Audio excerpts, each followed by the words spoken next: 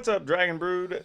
So today we're on day 8, I believe it is, of previews for Zendikar Rising, and we're going to continue reviewing all the cards. However, we should only have probably one more day left, then we'll get the data dump of all the extra cards, so we can talk about those then.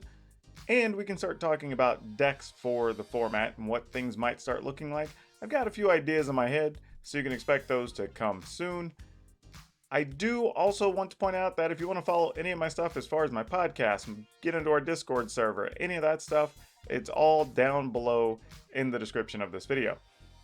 And if you haven't, please remember to like this video, because that helps us get seen by more people. Hitting that subscribe button actually helps me and just let me know that y'all appreciate what I'm doing. And then when you hit that notification bell, you get notified every time I have a video up. But let's hop right into it and talk about these crazy new cards that got revealed for day 8. Okay, we're starting here with Scute Swarm, which is kind of a throwback to Scute Mob, a different card from way back in original Zendikar, I believe. But Scute Swarm says it's a 2 colorless and a green creature insect, rare, 1/1. When a land enters the battlefield under your control, create a 1/1 green insect token. If you control 6 or more lands, create a token that's a copy of Scute Swarm instead. This is an interesting card, and it makes sense that it's a rare. I'm just not sure how useful or popular it's going to be. Like, you're paying 3 mana for a 1/1 that may over time get you, 3 or 4 1/1s. Once you get to 6 land, it can produce a second one that then when you produce landfall, it makes more 1/1s. So it's kind of an interesting card, but it's still a 1/1 at the end of the day. Like, it's still easy to deal with, though it is producing more tokens. The only thing I would say is if you're playing in a type of deck that actually makes use of there just being a lot of tokens or creatures entering the battlefield, this is probably stellar. But otherwise, I think for most aggro strategies and even for other +1/+1 strategies, you're probably going to ignore it. For landfall strategies, it's a consideration, but I think I need to do a deeper dive into all of the landfall options to really decide if this even makes the cut. Grakmaw, Skyclave Ravager, colorless, green, black. Technically it's a 0/0, but that's because it's a legendary creature, Hydra Horror. Grakmaw enters the battlefield with 3 +1/+1 counters on it. Whenever another creature you control dies, if it had a +1/+1 counter on it, you put a +1/+1 counter on Grakmaw. When Grakmaw dies, create an XX black and green Hydra creature token where X is the number of +1/+1 counters on Grakmaw. Alright, there's a lot of text on this card. At worst, you're going to pay 3 mana for a 3/3, and then whenever it dies, you will get a 3/3 to replace it. So that's actually reasonable on its own. However, if you are playing in something that has a bunch of +1/+1 counters, well, now this exponentially grows, kind of like the other recent Hydra we've seen. But it also stands to leave you a giant creature whenever your board gets swept, or, this thing gets eliminated or something. Now, the downside could be, are there enough copies of Claim the Firstborn running around? That could be a problem. But otherwise, the card does seem very solid. I have to assume this is going to see some amount of play, even if it's just in some type of green-black aggro type decks, or in something that's actually taking advantage of the +1/+1 counters. So overall, this is a pretty powerful card for what it is. Scavenged Blade, colorless, red, artifact equipment. When it comes into play, attach it to target creature you control. Equipped creature gets +2/+0. I don't know what to make of this just yet. It's a pretty intriguing card, to say the least. I think it's neat in the sense that it's a +2/+0. It's got a fairly low cost to it. Maybe this is something that still allows some of the Knights decks to still be competitive and being able to play another equipment card and maybe another equipment matters type situation. It does have an equip cost of 3, but that's actually fairly affordable, so there's nothing wrong with that. Though if you combine this in something with First Strikers, well, now you're maybe talking about something a little bit more. Though overall, I wouldn't say it's one of the more enticing equipments we've had in the set, just one that's at least thought-provoking that if you're playing an aggro deck, this could potentially make the cut for you. Skyclave Shade, colorless, black, rare, 3/1 creature shade, kicker, 2 and a black. It can't block. Alright, one downside. If the shade was kicked, it enters the battlefield with 2 +1/+1 counters on it. So for 5 mana, you can get a 5/3 flying creature. No, not even fly. You just get a 5/3 creature. Okay. Whenever a land enters the battlefield under your control, if this card was in your graveyard and it's your turn, you may cast it from your graveyard this turn.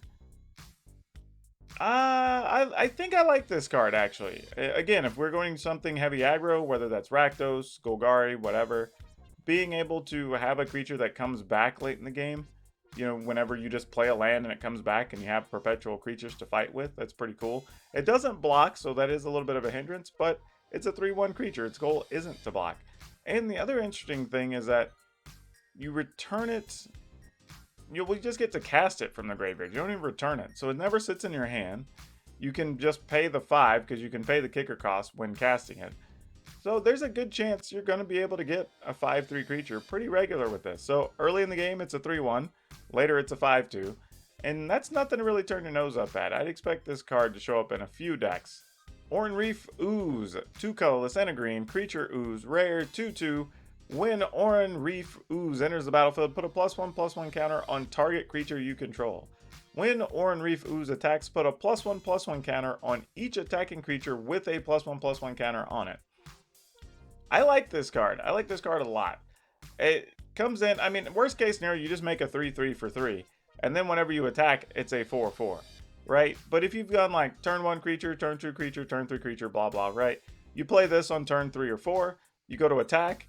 It gets a bonus. Your whole team gets a bonus. You're attacking with a lot of damage there. And your opponent's incentivized to try to kill the ooze as quick as possible. Because if they don't, okay, well now everything's getting boosted again. And that's a permanent boost. This is actually really good. I think there are going to be a couple of decks that can take advantage of this. I also don't know if it's actually required for you to play heavy on the +1/+1 counters.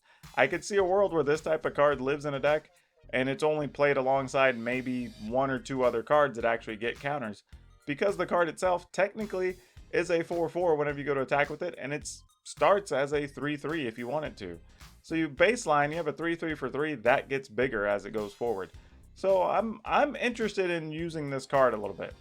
Shadow's Verdict, 3 black, sorcery, rare, exile all creatures and planeswalkers with converted mana cost 3 or less from the battlefield, and all creatures and planeswalker cards with converted mana cost 3 or less from all graveyards. Like, okay, like, here's the thing, like, this card reads like we wanted to make sure you could get rid of Uro in black. Like, you know what I mean? That's sort of what this feels like. And I mean, you had a couple of ways already, but I mean, for 5 mana, I mean, okay, let's be fair, right? There's going to be some version of Knight still running around. There's going to be mono red. Probably some of these +1/+1 tokens decks are going to be trying to get little creatures on the board. So really, having a 5 mana sweeper in black isn't the worst thing. The problem though, you already have things like Extinction Event around and good spot removal. So like, is 5 mana gonna really be the thing you're looking for to get rid of the small stuff when you've maybe eliminated a few of them already with the card Eliminate? Don't know. I feel like this is a plant for some very particular reason. Maybe not now, but possibly over the next 6 to 9 months as the next couple of sets release. But the card is actually playable, so can't say too many bad things about it. Felidar Retreat, 3 colorless, white, enchantment. Landfall. Whenever a land enters the battlefield under your control, choose 1. Create a 2/2 white cat beast creature token. Put a +1/+1 counter on each creature you control. Those creatures gain vigilance until end of turn. Yeah, this is cool. Maybe it's something for the cat decks. You know, I hadn't thought about something that just generates cats, but maybe this is an option. Something that pumps all of your creatures permanently is pretty cool. Honestly, this card might just get played in aggro decks in general if you're splashing or playing white in some way. I mean, this is just free bonuses for all your creatures. I mean, this card's interesting. It reads almost like a mythic, but plays like a rare, if that makes sense. So it's, yeah, I'm in. Let's try it. I want to definitely put this into a list. Fireblade Charger, 1 red, 1/1, creature goblin warrior. As long as Fireblade Charger is equipped, it has haste. When Fireblade Charger dies, it deals damage equal to its power to any target. Okay, this is the type of card I can get behind, right? If you have some way to play equipment, you have some way to pump it up. I don't know, maybe even just playing something like Primal Might, right? Maybe that's a thing. You get a creature bigger, you can fight with it, you can attack. If your opponent kills it, there's bonus damage, and you can kill whatever target you want, whether that's your opponent, a creature, a planeswalker, doesn't matter. And that's actually pretty flexible, and it's a nice cheap card that the red decks might even want. Master of Winds, 2, blue, creature, Sphinx, wizard, 1/4, flying. When Master of Winds into the battlefield, draw 2 cards and discard a card. Whenever you cast an instant, sorcery, or wizard spell, you may have Master of Winds base power and toughness become 4/1 or 1/4 until end of turn. I don't know what to think about this card. Like, it's neat that you get to draw a couple of cards. It is only a 1/4 most likely when the turn you play it, so it does block some things, but I don't know. I mean, I guess if you were willing to play a sorcery that costs 4 that says draw 2, discard 1, then this card's great, right? You get a 1/4 flyer attached to it, which is excellent. But beyond that, I'm not sure what to do with this just yet. It's a neat looking card. I'm sure some blue players might be overjoyed about this, but being on the other side of the table, I'm not sold on it yet. Base Camp. It's a land. Enters the battlefield tapped.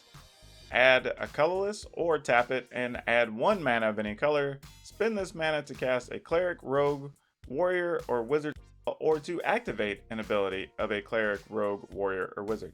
This is the type of card I sort of assumed was coming, right? If you want to encourage people to play parties of a bunch of different types, different colors, this is probably the type of card you were going to need just to make sure the mana worked out for the deck and you didn't just kind of get snagged so easily if you're splashing some odd cards to get some cool party themes.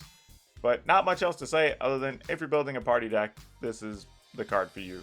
Ancient Green Warden, 4 colorless, green, 5/7, elemental, has reach. You may play lands from your graveyard. If a land entering the battlefield causes a triggered ability of a permanent you control to trigger, that ability triggers an additional time. So basically, if you get landfall triggers, they happen a second time. Part of me wants to be excited about this card, but I feel like it's just kind of relegated to Commander. I mean, it's 6 mana for 5/7, which isn't terrible and has reach. You can play lands from your graveyard, but the question is how many lands are going to be in our graveyard, really? That's kind of the first problem. But, I mean, we already have so many other good things in green and red that are your main aggro colors these days that are significantly better because they fly, they deal some damage. You know, they have other just good abilities attached to them.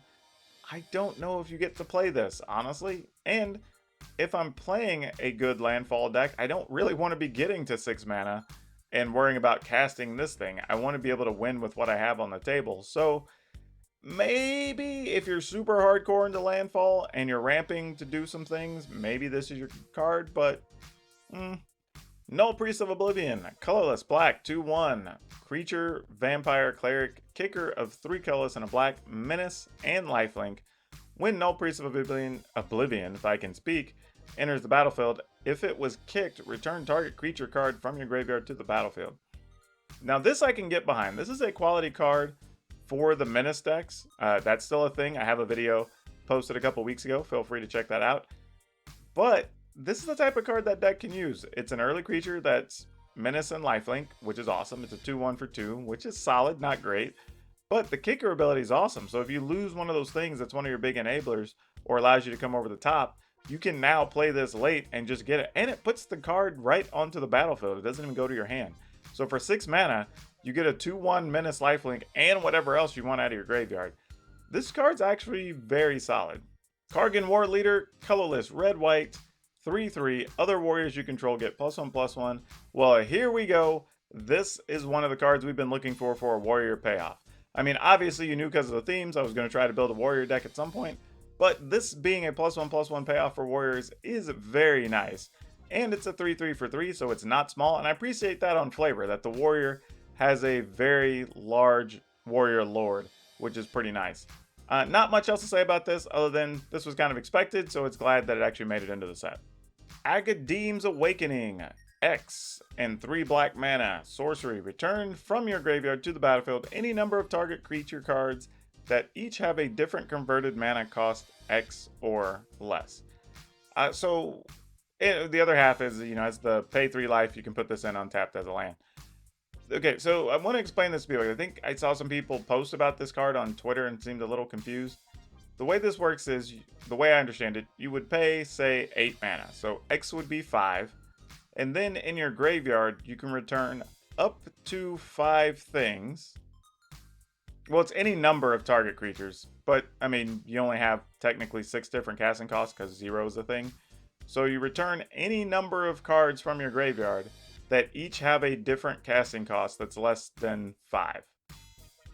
If that makes sense. 5 or less. So you'd be able to return, I don't know, it says to the battlefield. So, I mean, you don't necessarily get a benefit to put stuff that costs 0, like a Stonecoil Serpent, but you could, right? So let's just say, for argument's sake, you can get a Stonecoil Serpent, a Llanowar Elf, a Zerta Goblin, a Gruul Spellbreaker, I don't know what cost for, Questing Beast, and a Terror of the Peaks, right? You can get all that into play for 8 mana. So that's kind of how this card works. It's neat, it's good, and I think it's one of those cards that normally you wouldn't play, but because you can take the chance on playing one or have it be a land, you can go ahead and splash one and see if it happens, right? More often than not, you'll probably be playing it as a land, but the times you actually use the ability, you'll appreciate that you have it in your list. Glasspool Mimic, 2 colorless, blue, creature, rogue, shapeshifter. You may have a Glasspool Mimic enter the battlefield as a copy of a creature you control, except it's a shapeshifter rogue in addition to its other types. Otherwise, it's a 0/0, comes into play as a land tapped if you so choose. This card is interesting because it's very cheap, and it's a way to counter other creatures you have. But if you are already playing a rogue type deck, and maybe you need something that mills a couple of cards, well, this is something that could do that for you. And it could kind of keep that whole thing going. Or if you're playing, honestly, it's possible if there's like an aggro deck that splashes blue, this card's usable in there as well. So it has a few different uses. It's not terrible, but we'll see how much play this card gets. I don't think it's over the top, but I do think it's actually playable. All right, this one looks like it's in another language I can't read, so I'm gonna look at a translation over here. Kazandu Mammoth, it is a colorless green, has landfall. Whenever a land enters the battlefield under your control, it gains +2/+2 until end of turn, or it can come and play tapped as a land. Taps for green. This I like, and let me explain. Like, this is like you were gonna stop me from explaining, but anyway, I'm going to explain. So here's the thing: we've been looking for quality 3 mana things to play in some of these aggressive lists, right? This is a 3/3 for 3. It's not huge, but as you play extra lands, you'll be attacking with the 5/5, which is pretty nice. But in those cases where you want to skimp on land, maybe you want to play 22 lands instead of 26 lands, or whatever it is, or 25 lands, right? You can go ahead and play 3 of these and fill in that slot for you. And if you don't need the mana, great, now you have a 3/3. If you do, well, then you put it in play tapped as a land. This is like the perfect card for something like this, right? Where you want to fill that gap and do a little something, but it may not quite be the thing, but it's just good enough that you'll think about it.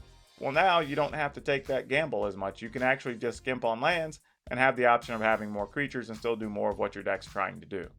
Okay, I think that's it for today. That was a lot of stuff, a lot of good stuff, honestly. This is leading to be a fun, like if you're a deck builder or you're wanting to try new stuff, or if you wanted the format to get completely shaken up, this is going to be a great time for you. This is exactly what we've been looking for. I think the last day that they had posted for previews might be tomorrow, and then after that, maybe we get the remainder of whatever's left. So it should be deck building time pretty quick. But as usual, I want to ask, if you haven't, please remember to like this video, hit the subscribe button, hit that notification bell, and be sure to come back and see all the other videos as we start moving into Zendikar and building new decks using cards from Zendikar Rising. That's all I have for you for now. We will see you next time.